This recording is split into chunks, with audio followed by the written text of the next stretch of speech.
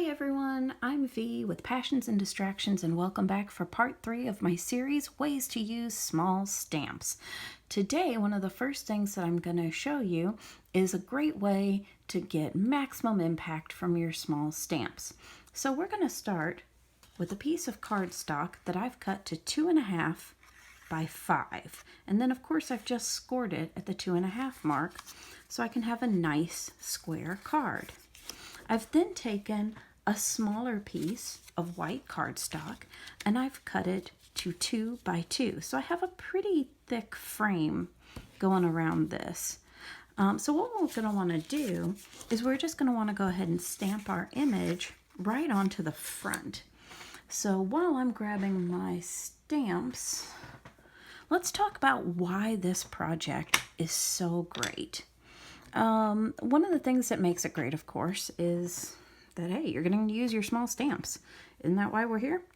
But one of the other things that I really, really love about it is that it's a great way to use up scraps.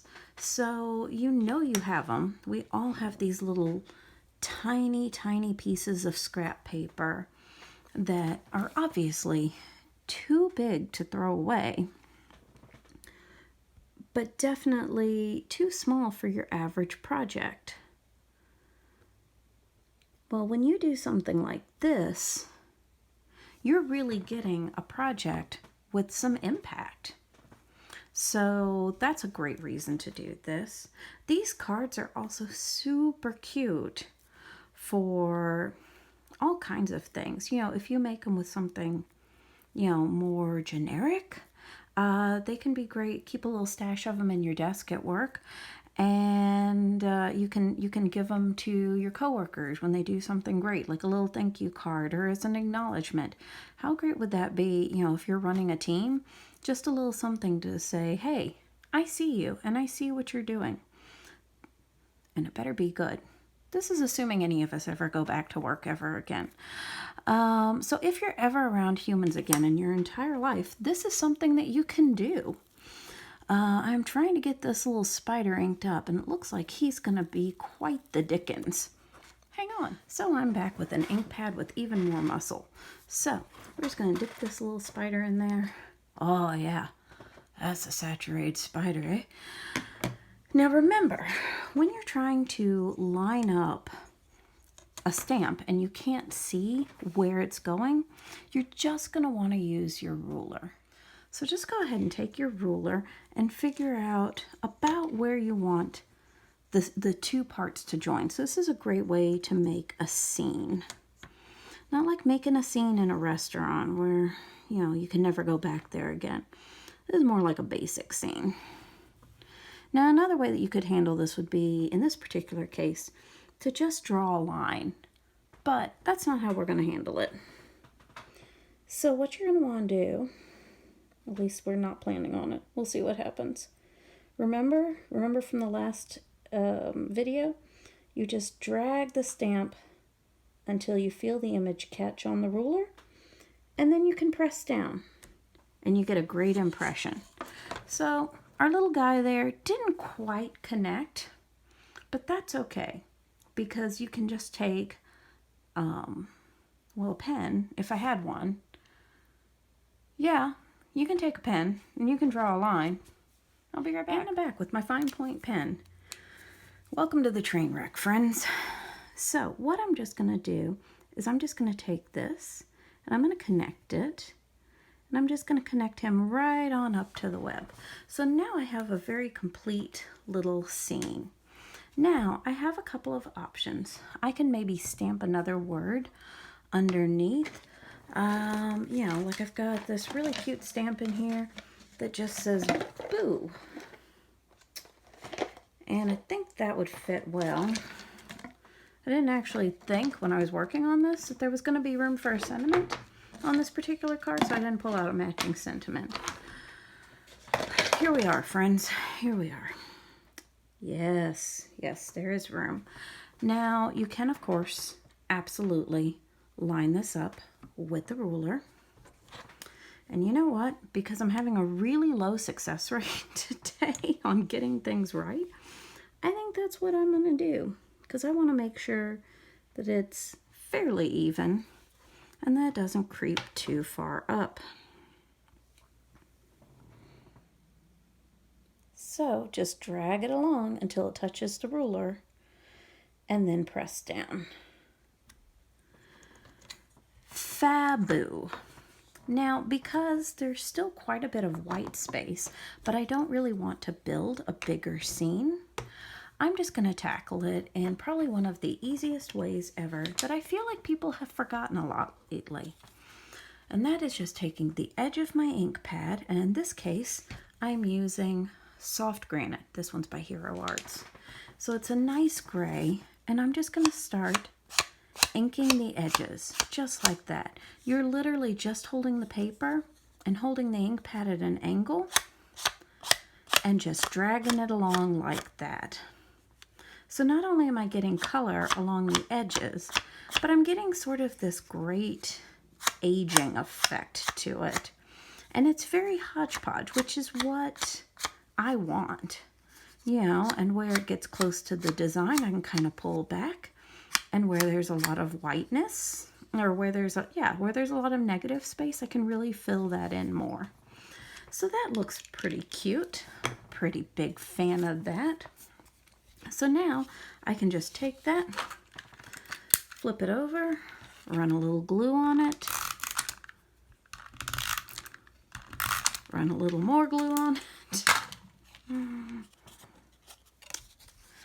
and put it down on my cardstock. And in no time flat, you have this great little card. So you can also, of course, take whatever color cardstocks you want, and you can do something else cool. As an example, take this, fold it over, same width, 2.5 by 5, scored at the 2.5 mark. And then I cut this piece of orange scrap paper, and I don't remember how big I cut that one. I cut it to 2 by 2. So yeah, so that one still has a thick border. And then we put down our white piece of cardstock, and we have a great matted area. Big fan of that. So just because you're going small doesn't mean that you have to ignore all of your typical ways that you dress up a card. So let's stick these to the side. All right, so we're going to take this piece of cardstock, and we're going to kind of just use my grid that I have here. We're going to take advantage of the tools we have, and let's put it about there.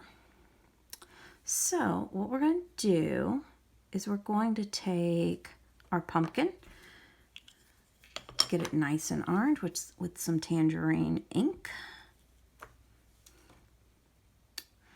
And we're just gonna put our very first pumpkin down. Let's put our very first pumpkin down right here.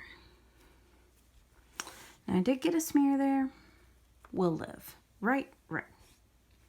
So then what I'm gonna do is I'm not so worried about the pumpkin overlapping each other, but I'm actually fairly confident that I want my base to be solid. So I'm going to slide that along till it touches. And I'm just kind of eyeballing right off camera that it's landing about where I want it. I'm going to put that down pretty darn close. So now what I'm going to do is I'm going to ink again.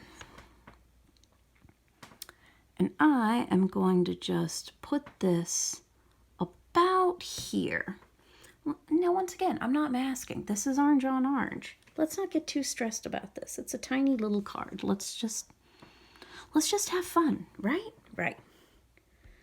So scoot that along till the bottom of the image touches the ruler. Press it down. Shazam! Pile o' pumpkins. Then all we want to do is take our Happy Halloween sentiment, stick that right underneath. I'm not convinced that's inky enough. Yeah, there we go. Inky enough.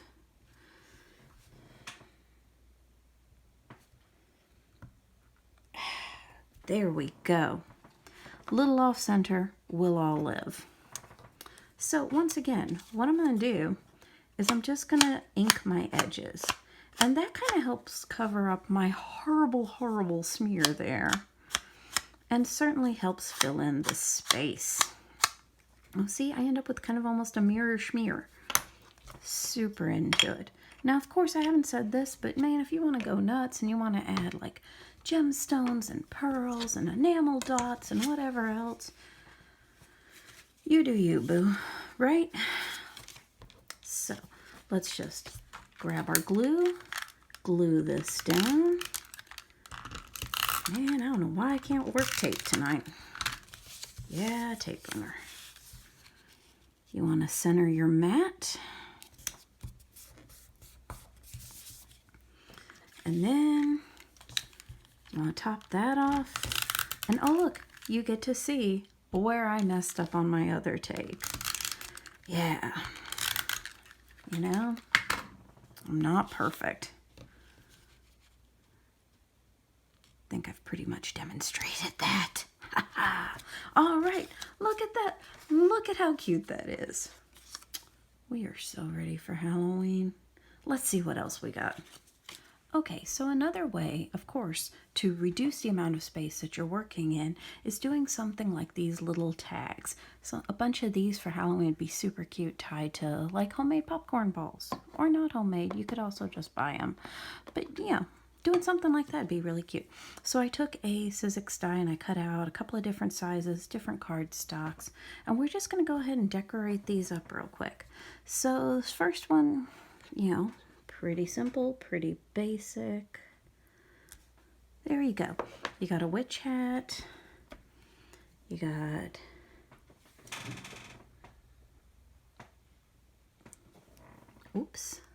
cute sentiment, happy haunting, and you're all set to go. Next one, pretty big guy here. We're gonna put this candy and trick or treat. And I think what I'm gonna do is I'm just gonna stamp a whole bunch of candies in green, scattered all over the tag. Wow, inky little guy today.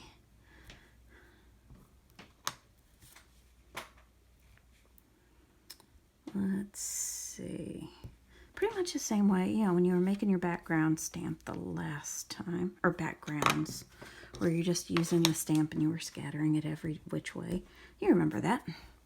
That was in the first video. And then let's do a little bit of contrast. And let's just again take, let's take purple. That'll be cool and different. And we'll just stamp the trick or treat in there. Is that going in there? Let's say it is. Trick or treat there.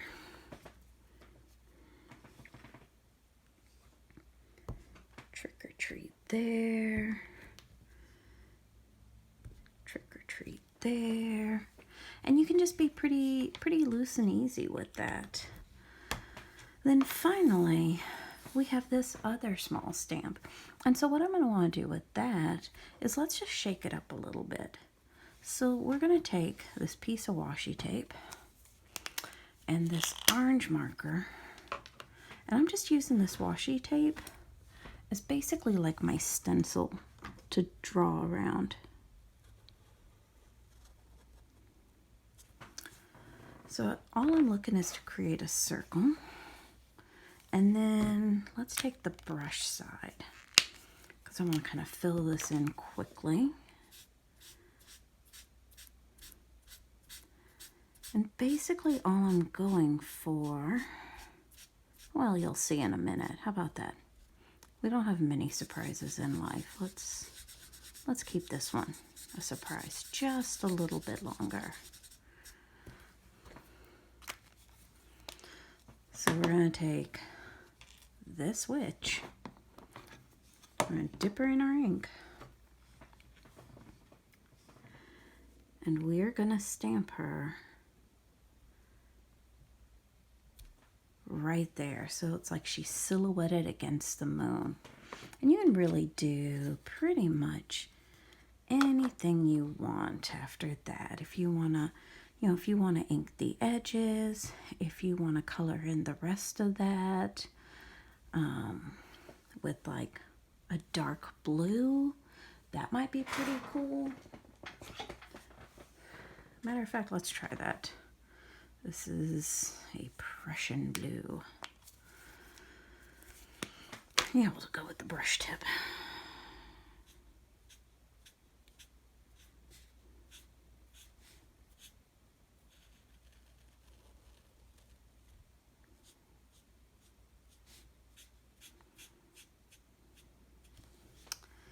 Yeah, pretty big fan of that, right? Let's actually take this up one more notch. Here is, yeah, a silver gel pen. And let's just add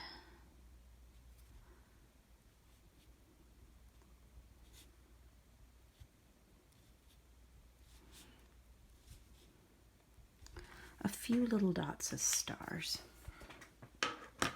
Now, all you want to do, like I said, is just add some string. So I just have, it's like kitchen twine. This was, since the holes on a couple of these are pretty small, I just wanted to grab one and done. But, you can use jute, you can use ribbon, you can use whatever you have. You just want to take your ends and match them up like that. And shove them through the hole. Once you have them through the hole and you have your loop, just run that through, tighten it up, and there you go. You have a nice string for your tag. Let's grab another one for this big boy who has a much better sized space for me to work in here. Yeah. Once again, grab that, pull it through. Great, you got your string. And then one more time. Boop.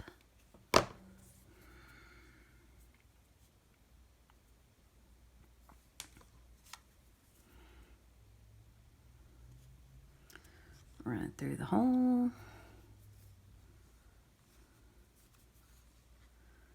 Grab the ends, pull it tight. Oh man, such a fan of these cute little tags. Can't wait for Halloween to get here. Another tag that I really like to use are these key tags that you can buy from Office Depot or places like that. And they actually come with this little silver wrapping around them. Boy, everything's a fight today. Little silver wrapping around them, and then they have this little key ring on them. So, you see them a lot around, office keys, help tell them apart. So this is another really great small surface to stamp on. So let's just take our ink, our little cat stamp, and eyeballing. There we go. Look at how cute he looks on there. Very cute, very scared, because he's a scaredy cat.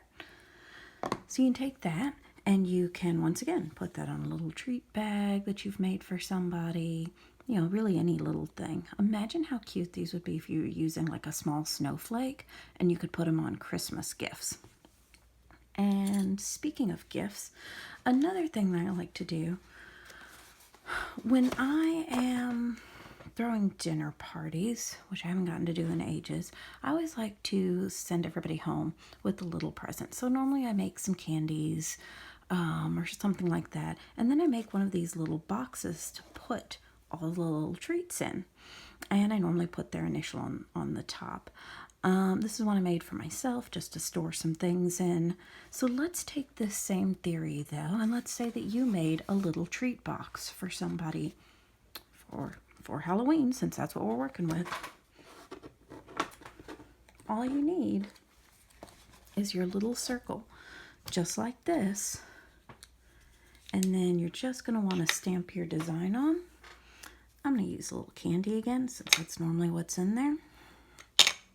But of course you could use any of the sentiments, any of the designs, anything you want. And I'm just going to stamp it on there real easy. And then I would just glue that to the top of the box. Now I'll be showing you in another video at some point how to make one of these little boxes, but you can find instructions for them all over the internet, you know, origami boxes. I actually made this one with the Martha Stewart scoreboard. So there are instructions on that. So I can just walk you through that. But see what a cute little addition that is? I hope you've enjoyed seeing even more ways that you can use your small stamps and really make them the center of attention. I hope you come back for part 4 because yes, I have even more techniques. Bye!